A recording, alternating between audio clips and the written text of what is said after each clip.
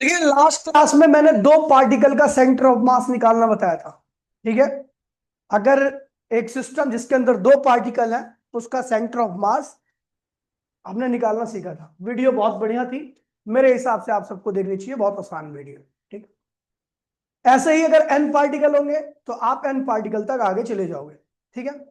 फिर मैंने आपको बताया था कि अगर आपको पोजीशन ऑफ सेंटर ऑफ मास निकालनी है, पोजीशन ऑफ सेंटर ऑफ मास, तो आप क्या करते हो? पार्टिकल, उसकी पोजीशन, दूसरा पार्टिकल, उसकी position, dot dot dot dot, एनवा पार्टिकल और उसकी पोजीशन निकाल करके डिवाइड बाय टोटल मास करते हो। तो इस तरीके से आपका क्या आया था भैया? ये जो सिस्टम है जिसके अंदर एन पार्टिकल्स है, उसका सेंटर ऑफ मास का पोजीशन निकलता है, सेंटर ऑफ मास का पोजीशन। ठीक है भैया। ऐसे ही velocity of centre of mass अगर आपको निकालना, velocity of centre of mass, अगर आपको सेंटर ऑफ मास की वेलोसिटी निकालनी है तो आप सीधा क्या करो भैया? उसकी पोजीशन को, किसकी पोजीशन को? सेंटर ऑफ मास पोजीशन को टाइम के रिस्पेक्ट में क्या करो? डिफरेंशिएट कर दो। जब आप करोगे तो आपको बताऊं, ये पूरी टर्म को आपको डिफरेंशिएट करना है। नीचे वाली टर्म क्या? मास है, और मास हमेशा क्या होता है? कांस्टेंट रहता है। जो कांस्टेंट रहेगा उसको आप डिफरेंशिएट नहीं कर सकते। तो ये तो बाहर चला जाएगा। अब बचा ये, तो इसमें भी तो एक मास है, m1 बाहर चला जाएगा। अब r1 क्या है? पोजीशन। और आपको पता है फोर्स लगाने पर पोजीशन लगातार क्या होती है? चेंज होती है, यानी r1 भी चेंज होगा, तो हम उसको डिफरेंशिएट कर सकते हैं। तो हमने वही किया कि यहां पर हमने पहली बात तो m1 plus dot dot dot dot mn को बाहर निकाल दिया और ऊपर वाली टर्म को डिफरेंशिएट किया, तो m1 यहां से ही बाहर आएगा। आप r1 को डिफरेंशिएट करो, plus dot dot dot dot, यहां से mn बाहर आएगा और rn को डिफरेंशिएट करो। ठीक है। तो ये आ जाएगा आपका वेलोसिटी ऑफ सेंटर ऑफ मास। क्या आएगी? जो सिस्टम है जिसका सेंटर ऑफ मास का पोजीशन ये था, उसके ऊपर आपने फोर्स लगाया, तो उसकी वेलोसिटी क्या आएगी? उस जो पॉइंट है उसकी वेलोसिटी आपको निकल आएगी। उसकी वेलोसिटी क्या रहेगी आपकी? m1, और ये क्या होगा? v1। mn ये क्या होगा? v1 अपॉन में m1 plus dot dot dot dot. ठीक है। ये होगी वेलोसिटी ऑफ सेंटर ऑफ मास। अब अगर आपने फोर्स लगाया तो वो वेलोसिटी लगातार चेंज भी होगी, तो क्या होगा भैया? एक्सेलरेशन। तो एक्सेलरेशन ऑफ सेंटर मास क्या आएगा? सेंटर मास क्या होगा? तो हमने क्या कर दिया? इस वेलोसिटी को डिफरेंशिएट कर दिया। सेंटर ऑफ मास की वेलोसिटी, आप तो फोर्स लगा रहे ना, तो फोर्स लगाने से उसकी वेलोसिटी क्या होगी? चेंज होगी। ठीक है भैया। तो rate of change of velocity is known as acceleration. तो आप उस केस में आप इस पूरी टर्म को इंटीग्रेट डिफरेंशिएट करोगे, ये कांस्टेंट होगा, ये बाहर निकल आएगा। फिर इसका जब करोगे तो m1 बाहर आएगा, v1 का होगा, ऐसे ही mn बाहर आएगा, किसका होगा? vn का। तो आगे बढ़ते भैया क्या होगा? m1 plus dot dot dot dot dot बाहर आ गया, और ऐसे ही आपका m1 v1 plus dot dot dot dot mn vn।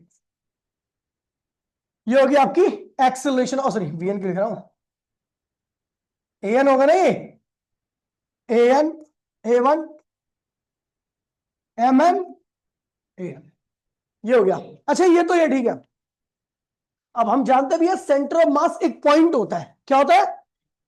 जो कि उस बॉडी के सेंटर ऑफ मास को बताता है। बॉडी अगर वन डायमेंशनल होगी तो उसके पॉइंट की केवल एक वैल्यू होगी, या तो 4 या 5 या 6, कुछ भी हो सकता है, नंबर में कोई एक नंबर होगा। लेकिन अगर बॉडी दो डायमेंशन है तो उस पॉइंट को आप सिंगल नंबर के साथ नहीं लिख सकते, उसमें आपको एक्स भी लिखना पड़ेगा और वाई भी निकलना पड़ेगा। और अगर बॉडी थ्री डायमेंशन है तो उसके सेंटर ऑफ मास के कोऑर्डिनेट के पास तीन तीन नंबर होंगे, एक्स वाई जेड। तो ध्यान रखिए भैया, if for one D body, one dimension body क्या होती है? या तो उसके पास एक्स का कोऑर्डिनेट होगा, या फिर वो वाई के लॉन्ग होगी, या फिर वो जेड के लॉन्ग होगी। अगर वो एक्स के लॉन्ग होगी तो सेंटर ऑफ मास के पास एक्स की वैल्यू होगी, एक्स का कोई भी नंबर हो सकता है। जैसे मान लीजिए ये स्केल है, ये वन डायमेंशन है, ये किसके लॉन्ग रखा हुआ है? एक्स के लॉन्ग। तो इसका सेंटर ऑफ मास बीच में कहीं होगा, तो इस सेंटर ऑफ मास की जो वैल्यू बतानी होगी तो मैं कोई नंबर तो बताऊंगा। हेलो, हेलो, हाँ जी, नमस्कार जी। देखिए भैया, डायमेंशन होगी, ठीक है, तो उसके कोऑर्डिनेट को बताने के लिए, ठीक है, आपको केवल एक डिजिट चाहिए, मान लीजिए 4 लिख दो। तो इसका मतलब ये होगा कि इस बॉडी का जो सेंटर मास होगा वो क्या होगा, 4 पे रखा होगा। लेकिन ये 4 किसके रिस्पेक्ट में होगा, तो ओरिजिन के रिस्पेक्ट में। किसके रिस्पेक्ट में, मतलब ओरिजिनल 4 सेंटीमीटर पर इस रॉड का सेंटर ऑफ मास है। समझ गए। चलो, अगर बॉडी 2 डायमेंशन है इस तरीके से, तो इसका सेंटर ऑफ मास जो होगा ना, आप ऐसे नहीं बता सकते कि यहां पे कहां पे है। आपको यह भी बताना पड़ेगा कि सेंटर ऑफ मास इसका जो होगा, वो जो पॉइंट होगा, उस पॉइंट को क्या बताओगे, आप बताओगे भैया उसकी एक्स की कुछ वैल्यू है पॉइंट की, और उस पॉइंट की वाई की भी कुछ वैल्यू है। ठीक है, तो एक्स को वाई करके लिखना पड़ेगा। और अगर बॉडी 3 डायमेंशन है, तो उसके पास जेड भी ऐड हो जाएगा। ठीक है, तो ध्यान रखना, सेंटर ऑफ मास जो होता है ना फॉर 1 डायमेंशन बॉडी में, ठीक है भैया, उसके पास या तो पोजीशन ऑफ सेंटर ऑफ मास क्या होगी, सेंटर ऑफ मास या तो एक्सियम होगी, यानी एक्स के लॉन्ग होगा सेंटर ऑफ मास, या वाई के लॉन्ग बॉडी रखी होगी तो वाई के लॉन्ग होगा सेंटर ऑफ मास, या बॉडी जेड के लॉन्ग होगी तो जेड होगा। ठीक है, इनमें से कोई सा एक हो सकता है। ठीक है, अच्छा, बॉडी की वेलोसिटी क्या होगी, बॉडी की वेलोसिटी ऑफ सेंटर ऑफ मास क्या होगा, वेलोसिटी ऑफ सेंटर ऑफ मास क्या होगा, क्या होगा भैया, या तो आपका एक्स के लॉन्ग होगी वेलोसिटी उसकी, सेंटर ऑफ मास या तो एक्स के लॉन्ग चल रहा होगा, या क्योंकि 1 डायमेंशन बॉडी है ना, तो या वाई के लॉन्ग चल रहा होगा, या जेड के लॉन्ग चल रहा होगा। ठीक है, और एक्सेलरेशन क्या होगा, निकालना ही नहीं फॉर्मूले से जो ऊपर लिख दिया मैंने। ठीक है, एक्सेलरेशन ऑफ सेंटर ऑफ मास क्या होगा, एक्स के लॉन्ग होगा या तो इसका एक्सेलरेशन, या वाई के लॉन्ग होगा एक्सेलरेशन उसका, या जेड के लॉन्ग होगा एक्सेलरेशन। ठीक है, और यदि बॉडी 2 डायमेंशन है, कैसी है, 2D बॉडी के लिए, भाई बात हो रही है पीछे से, 2 डायमेंशन बॉडी है, तो उसके सेंटर ऑफ मास के कोऑर्डिनेट को बताने के लिए आपको दो चाहिए, या तो एक्स कोमा वाई, या वाई कोमा जेड, या जेड कोमा एक्स। इस तरीके से आपका सेंटर ऑफ मास निकल जाएगा। जेड निकालना है तो क्या होगा, M1 Z1 plus M2 Z2 plus M3। ठीक है, बिल्कुल वैसे निकालना भी क्वेश्चन करूंगा मैं। वेलोसिटी क्या होगी, पोजीशन है ये तो, सेंटर ऑफ मास, वेलोसिटी क्या होगी, क्या होगा भैया, Vx Vy होगी या तो, और Vy और Vz होगी, या Vz या Vx Vz होगा। ठीक है, और एक्सेलरेशन क्या होगा, क्या होगी आपका, Ax होगा, या ए वाई होगा, या ए वाई ए जेड होगा, या ए एक्स ए जेड होगा। ठीक है, फॉर्मूला वही लगेंगे सारे। ठीक है, ऐसी 3D बॉडी के लिए आ जाओ, तो 3D बॉडी में क्या होगा, पोजीशन क्या होगी, एक्स वाई जेड तीनों निकालना पड़ेंगे आपको सेंटर मास के लिए। ठीक है, वेलोसिटी क्या होगी,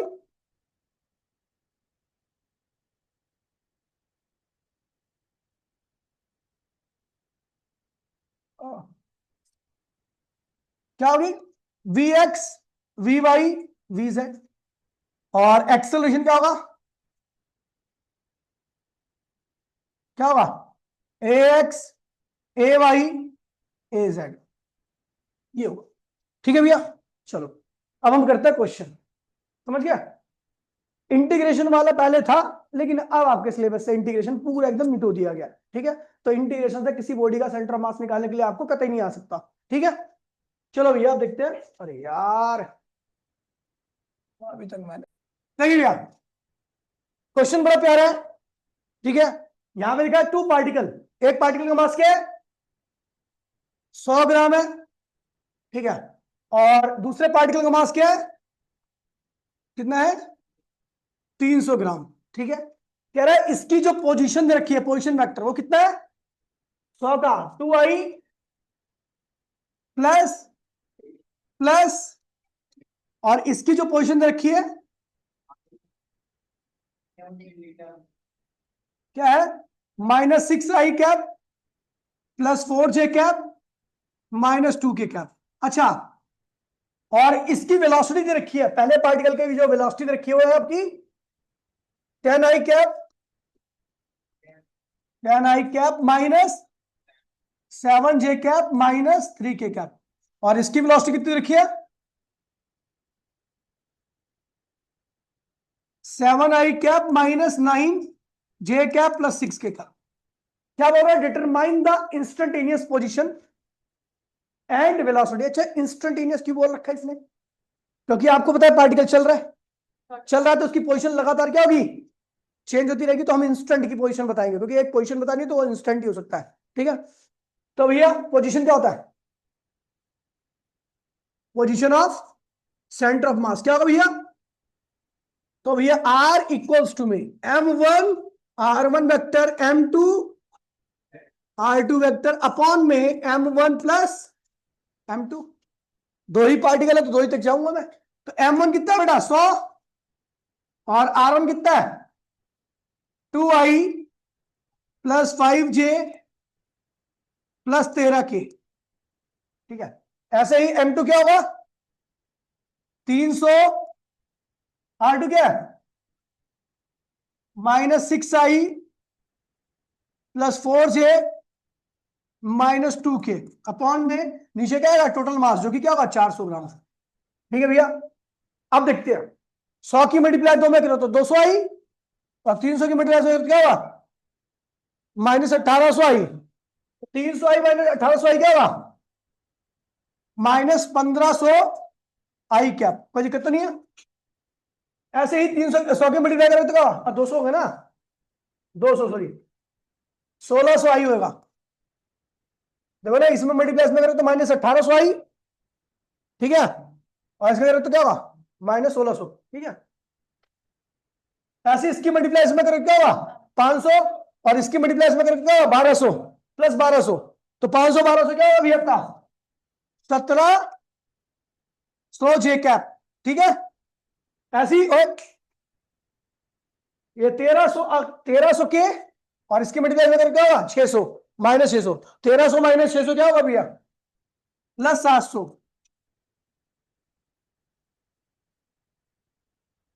400। ठीक है, तो भैया इसको अगर सॉल्व करते हो तो आर वेक्टर की वैल्यू कितनी आ रही है आपकी, ये आएगा आपका, ये कैंसिल होगा पूरा इससे, है ना, तो क्या होगा -4i कैप, जब ये इसके डिवाइड में आ गया तो क्या होगा 17/4 j कैप, जब ये इसके डिवाइड में आ गया तो क्या होगा 7/4 k कैप। ये आ गया आपका पोजीशन, क्या आ गया किसकी, सेंटर ऑफ मास की इंस्टेंटेनियस पोजीशन। वेलोसिटी निकालते चलो,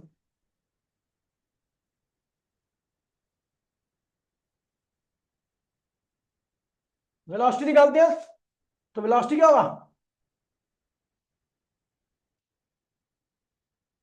क्या होगा m1 v1 m2 अपॉन में m1 प्लस m1 क्या भी बताइए, तो वेलोसिटी कितनी है 10i -7j -3k।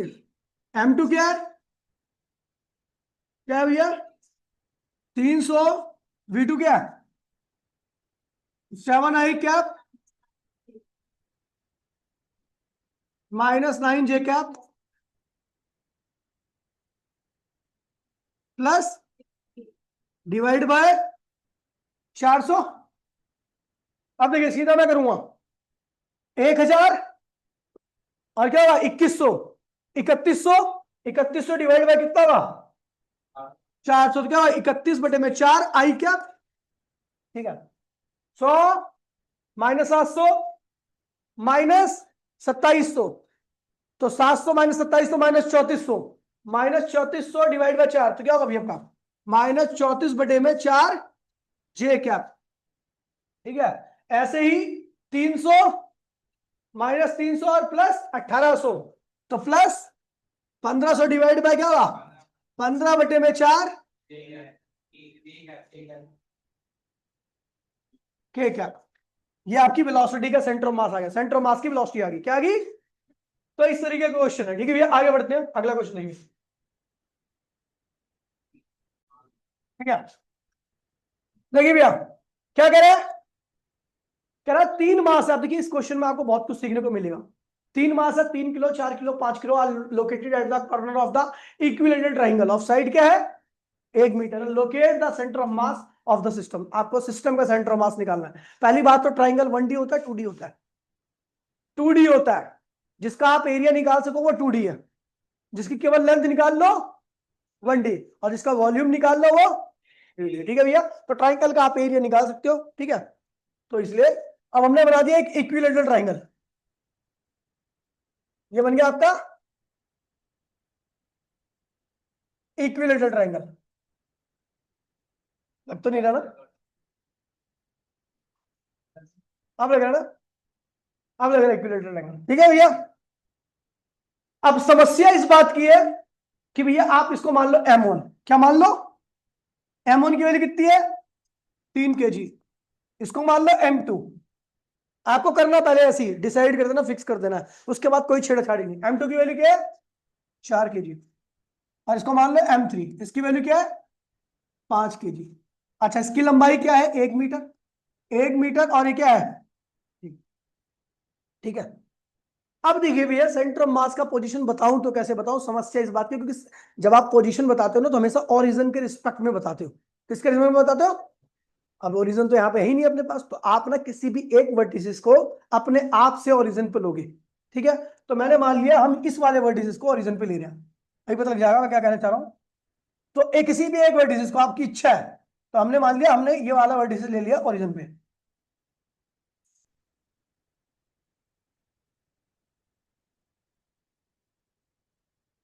ठीक है।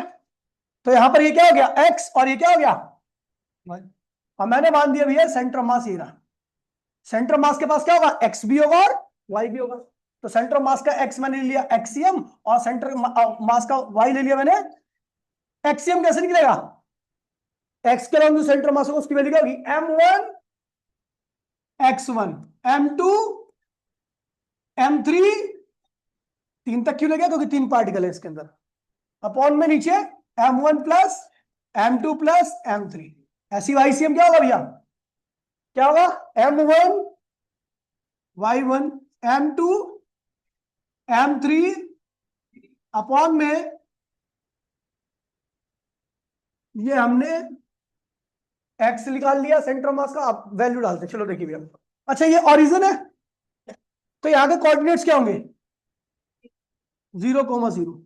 यहां से कितनी दूरी पर है 1 मीटर की दूरी पर है, तो इस पॉइंट के कोऑर्डिनेट्स क्या होंगे 1,0। क्या होगा, क्योंकि इस पॉइंट के लिए एक्स की वैल्यू तो 1 है, लेकिन वाई की वैल्यू है ही नहीं क्योंकि एक्स एक्सिस पर है। अच्छा इस पॉइंट के बताओ क्या होगा, तो भैया वाई तो ये है और एक्स क्या है ये है, तो ये वाई है। इसकी वैल्यू कैसे निकली, तो आपको बताइए क्या है आधा, ये पूरे 1 मीटर है तो ये कितना हुआ आधा, और ये क्या है 1 मीटर। हाइपोटेनियस है 1 मीटर, बेस है तो परपेंडिकुलर निकल जाएगा। चलो भैया निकालते हैं। तो भैया यहां पर आपको वाई निकालने, एक्स की वैल्यू तो आपको पता ही है ये होगी, ये कितना है हाफ है, तो एक्स की वैल्यू क्या होगी 0,5, क्या होगी एक्स की वैल्यू 0,5, लेकिन वाई की वैल्यू जो होगी वो होगा वो ये होगा। तो वो कैसे निकलेगा हाइपोटेन्यूस माइनस, तो क्या आएगा आपका भैया वाई की वैल्यू, तो कैसे निकाले भैया √1² माइनस 0,5 स्क्वायर, ये वाई आ गया। सॉल्व कर लोगे आप अपने आप ही। चलो भैया अब करते हैं इसको क्वेश्चन को, अब वैल्यू मैं पूरी सॉल्व नहीं कराऊंगा, आपको घर पे करनी है, ठीक है। हाँ चलो वो कर लेंगे बाद में, ठीक है। वैसे √3/2 मुझे भी याद है। तो भैया देखिए M1 क्या है, M1 क्या है और X1 क्या है, ये X1 होगा। तो M1 आपका 3 और X1 आपका आ गया 0, प्लस M2 क्या है और X क्या है, तो क्या होगा 4,1, प्लस M3 क्या है और x3 क्या है, क्या होगा भैया 5, 0.5 divide by total mass. Total mass क्या भैया, क्या है 3 4 5 9 13 12। सॉल्व कर लोगे, आपको सेंटर ऑफ मास की x की वैल्यू आ जाएगी। y से निकाल, m1 क्या है भैया, m1 क्या है 3, y की वैल्यू क्या है भैया y1 0, m2 क्या है 4, और y की वैल्यू यहां पर भी क्या है 0। देखो m2 है 4 और y की वैल्यू यहां पर भी क्या है 0। ऐसे ही m3 क्या है 5 और y की वैल्यू क्या है, तब √3/2 अपॉन, तो ये आएगा 12। सॉल्व कर लोगे तो ये आ जाएगा। तो आप जब ये निको सॉल्व करके नंबर आ जाएगा ना आपका, तो आप लिखोगे hence the position of centre of mass is equals to में एक्सियम, यानी जो एक्स आया है वो लिखोगे, कोमा वाईसीएम जो वाई आया है वो लिखोगे। ठीक है, एक्सियम की जगह पे ये वाली वैल्यू लिखोगे और वाईसीएम की जगह पे ये वाली वैल्यू। समझ गए, कर लोगे। चलो अगला क्वेश्चन देखिए।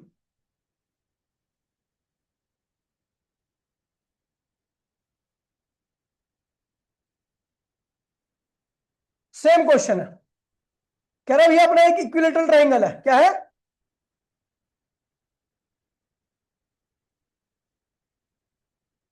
ये इक्विलेटरल ट्रायंगल अपना। ठीक है, अब इक्विलेटरल ट्रायंगल का भैया क्या होगा, इसके चारों कोने पर मास रखे हुए हैं, तीनों कोने पर। पहला मास क्या है m1, दूसरा मास क्या है m2, तीसरा मास क्या है m3। ठीक है, इसकी साइड कितनी है a a। ठीक है, ये हो गया आपका x, ये हो गया आपका y। तो भैया आगे कोऑर्डिनेट क्या होंगे, ये ओरिजिनल ले लिया आपने क्योंकि एक को तो आपको फिक्स करना है। ठीक है, तो यहां पे क्या होगा 0,0, यहां पे क्या होगा a,0 और यहां पे क्या होगा, तो भैया यहां से यहां तक की दूरी क्या होगी, यहां के लिए x और ये क्या होगा y। तो ये होगा आपका a/2 कोमा √3a अपॉन में 2। y की वैल्यू जो आएगी ना परपेंडिकुलर, वो यही आएगा।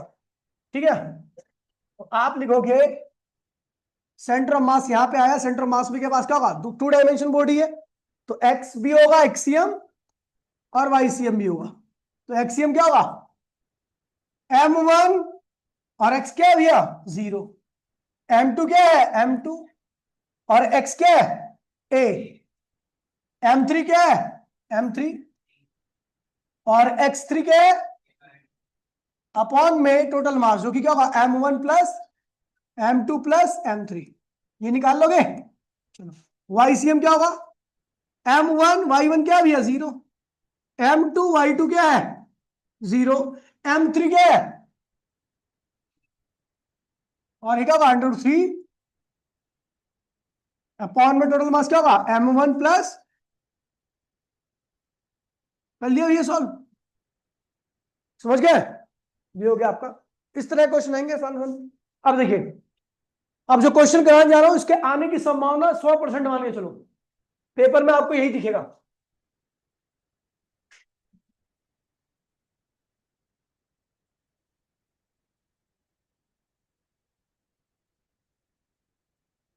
ये वाला क्वेश्चन आपको पेपर में दिख जाएगा, बड़ी बात मत समझना।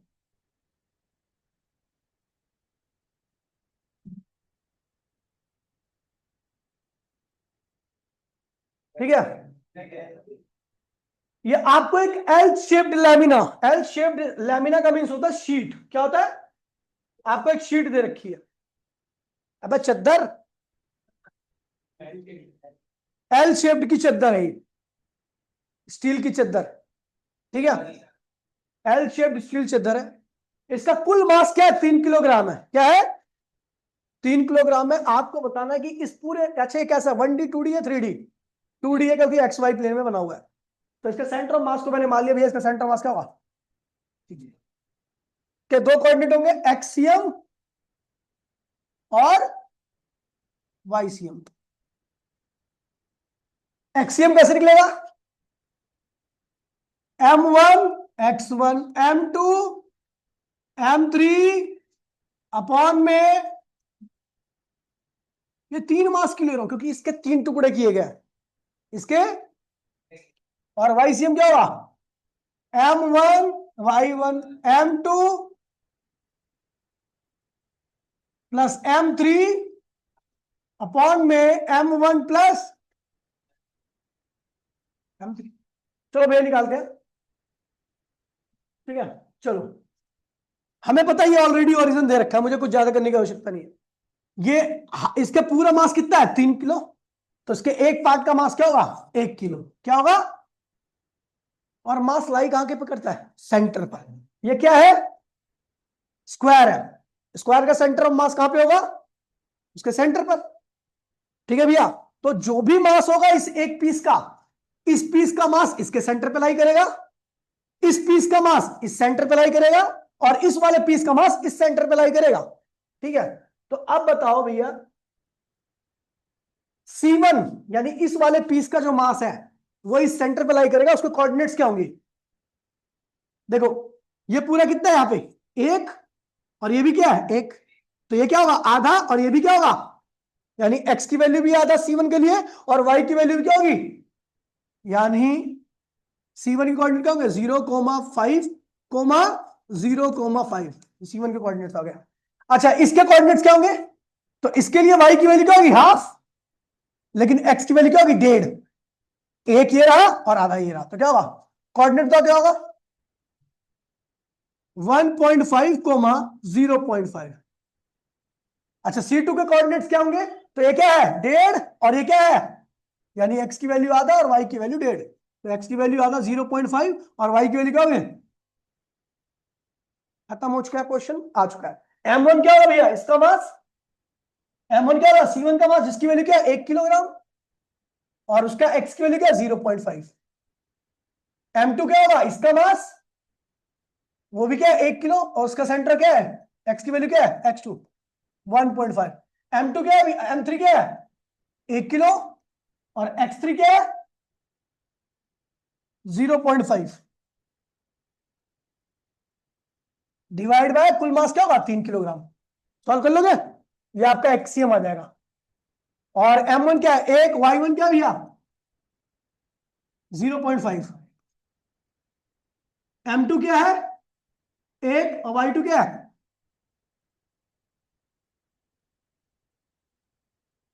M3 क्या है? 1। और Y3 क्या है? डिवाइड बाय टोटल मास क्या होगा? 3। सॉल्व कर लीजिए, आपका ये आ गया। ठीक है। तो है position of centre of mass, position of centre of मास क्या होगा? Axiom, YCM. एक्सियम आप ये रखोगे जो यहां पे आएगा, वाईसीएम क्या रखोगे?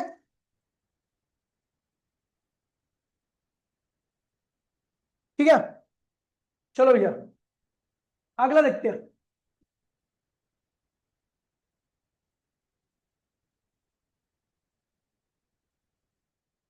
ये बहुत बढ़िया क्वेश्चन है, एनसीईआरटी का हार्ड क्वेश्चन में से एक है। जितना ये प्यारा दिख रहा है उतना ही खतरनाक है। ठीक है। हाँ? कुछ डायग्राम वायग्राम नहीं है, शायद दिख सकता है आपको। देखिए, कह रहा है एक सर्कुलर प्लेन है, प्लेट है ऑफ यूनिफॉर्म थिकनेस, हर जगह पे एक जैसा ही हो, थिकनेस बराबर है। Has a diameter of 56। उसका डायमीटर कितना है? 56 है। A circular portion of diameter 42 centimetre है। एक सर्कुलर पोर्शन जिसका डायमीटर क्या है? 42। Remove from one of edge, किसी भी एक किनारे से काट लिया जाता है। समझ गए? तो कह रहा find the centre of mass of remaining portion. Centre of mass remaining portion, समझे? चलो बनाते एक सर्कल जिसका डायमीटर कितना भैया? कितना है? 56।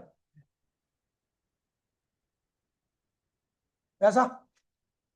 अब कह रहा है किसी भी एक कोने से, कोने से मतलब यहां से, सॉरी, यहां से, यहां से, या यहां से, या नीचे से, किसी एक कोने से आपने क्या किया? एक सर्कल काट लिया, इसमें उसका डायमीटर कितना था? 42। तो हमने एक और सर्कल काट दिया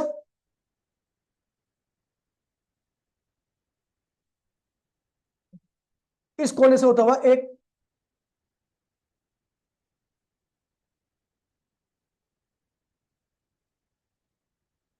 इस तरीके से काट लिया, ईद का चांद बना दिया।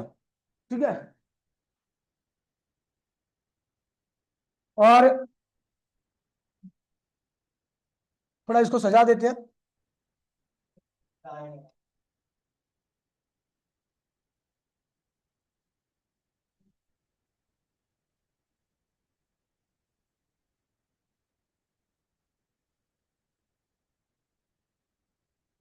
ठीक है, ये है आपका ओरिजन। ये क्या है? ओरिजन। ओ, ओ मतलब ओरिजन। ठीक है। अच्छा, एक बात ध्यान में रखना कि जब आप मास ऐड करते हो तो उसमें जैसे आपने एक पार्टिकल था जिसका मास m1 था, उसकी पोजीशन r1 है, तो m1 इंटू में r1 कर दिया। आपने एक पार्टिकल और ऐड कर दिया जिसकी पोजीशन क्या है भैया? r2 है, तो उसको क्या लिखोगे? m2 r2। क्या लिखोगे? अगर ऐड कर रहे हो, लेकिन अगर निकाल रहे हो तो वही क्या करोगे? माइनस। ठीक है, मतलब तीन पार्टिकल है, m1 r1 एक की पोजीशन है, दूसरा पार्टिकल m2 है, उसकी पोजीशन क्या है? r2 है, तीसरा पार्टिकल m3 है, उसकी पोजीशन r3 है। अगर आप इसमें चौथा मास डालते हो तो आप प्लस करोगे m1 m4 प्लस r4, लेकिन अगर आप यहां से कोई मास निकालते हो तो आप उसको माइनस करोगे। बस यही कंसेप्ट है इसका। अच्छा ये बताओ, क्या ये बॉडी सिमेट्रिक बॉडी है? सिमेट्रिक समझते हो? काटे जाने के बाद सिमेट्रिक मतलब कि अगर उसको काटो तो दो इक्वल पार्ट में बढ़ जाए। अगर मैं इसको वाई के लॉन्ग काटूं, वाई के लॉन्ग काटूं तो सिमेट्रिक बॉडी नहीं है। इसके हिस्से में देखो, ये सिमेट्रिक नहीं, ये अलग हिस्सा होगा, ये अलग होगा। लेकिन यदि मैं इसको एक्स के लॉन्ग काटूं तो ऊपर वाला पोर्शन और नीचे वाला पोर्शन क्या है? अब एक बात सुन लीजिएगा मेरी, अगर बॉडी किसी के लॉन्ग सिमेट्रिक है, यहां पर एक्स के लॉन्ग सिमेट्रिक है, तो इसका सेंटर मास एक्स पे ही लाई करेगा, 100% है। ठीक है, वाई पे लाई नहीं कर सकता। जो मतलब सेंटर ऑफ मास का जो कोऑर्डिनेट होगा ना, उस पे वाई की वैल्यू होगी नहीं। वाई की वैल्यू क्या होगी इसकी? अब देखो ना, कुछ सोचो कि अगर मैं इसको ऐसे काट दूं, देखो ना सेंटर मास कहां पे होता है? बीच में होता है। तो मुझे पता है ऊपर वाला पोर्शन और नीचे वाला पोर्शन तो क्या है? बराबर है। तो बीच में कौन सा एक्सिस आ रहा है? एक्स। इसलिए एक्स के अलोंग ही होगा इसका सेंटर मास। वाई की वैल्यू क्या होगी? तो सिमेट्रिक बॉडी के लिए अगर एक्स के अलोंग सिमेट्रिक होती तो वाई की वैल्यू होती सेंटर मास के पास, वाई एक्स की वैल्यू क्या होती? 0। समझ गया? तो यहां पर एक्स के अलोंग सिमेट्रिक है तो इसलिए वाई की वैल्यू 0 होगी, एक्स की वैल्यू होगी। और अगर वाई के अलोंग सिमेट्री होती तो वाई के अलोंग हो तो सेंटर मास, एक्स की वैल्यू क्या होती? 0। समझ गए भैया? तो यहां पर सीधा बता दो भैया, the given body, the given body is symmetric along x axis, so centre of mass Y CM की वैल्यू क्या होगी? 0। अब हमें क्या निकालना है? केवल एक्सीएम निकालना है। क्या निकालना है? कैसे निकलेगा भाई ये बोलिए? m1 x1 प्लस नहीं आएगा सुअर, माइनस m2, नीचे टोटल मास आता है, टोटल मास क्या होगा? m1 माइनस, चलो अभी अपने को m1 निकालना है, तब निकालना। चलो भैया, पहली बात तो ये ओरिजिन है। और अगर मैं बात करूं ओरिजिन की, ठीक है, मैं बात करूं ओरिजिन की, तो ओरिजिन के कोऑर्डिनेट्स क्या है? 0,0 थे। तो हमें पता लग गया बड़ी वाली जो डिस्क थी उसका सेंटर कहां पे था? सेंटर मास कहां पे था? ओरिजिन था, और वो 0,0 आ चुका है। लेकिन जो छोटी वाली डिस्क काटी है उसका सेंटर कहां पे होगा? दिमाग लगाना। ये कितनी दूरी है? 56 सेंट, नहीं 28 सेंटीमीटर। 28